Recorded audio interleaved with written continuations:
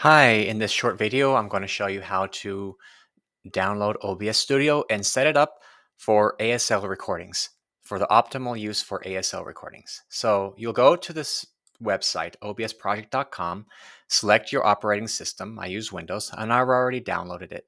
So once you download it, it may look like this, like there's no sources selected, just a blank screen, but sometimes it'll have a source selected. So first of all, you go to sources, and you may need to remove sources that you don't need, but if it's recording your screen, all you need for ASL videos is going to be the video capture device. So you select that source, and there I am. It's a video of me. So select OK, and you'll be able to move the video, the field of view around. You'll need to expand it. Take advantage of all that space and eliminate as much of the black space as possible. You can go fill up the whole screen, but be aware that for an ASL recording, you need to have a little bit of a space here and show your elbows. So I will need to make this a little smaller or move my chair back.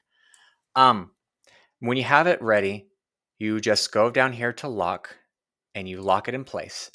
And then, oh yeah, one other thing, unlock it, right click, go to transform, and flip horizontally. I prefer this, so it's like I'm looking in a mirror, and I'm more used to seeing the opposite. So it depends on what you need. So click lock, and you're ready to record. So click on start recording here under controls, and now it's recording. Now, when I'm done recording, or if I need to pause, I click pause. Then you gather my thoughts and then continue, click pause again, and it continues recording. And I'm done, then I click stop recording, and it automatically will save into my my videos folder. Just do a dry run, practice recording to see where the video saves on your device.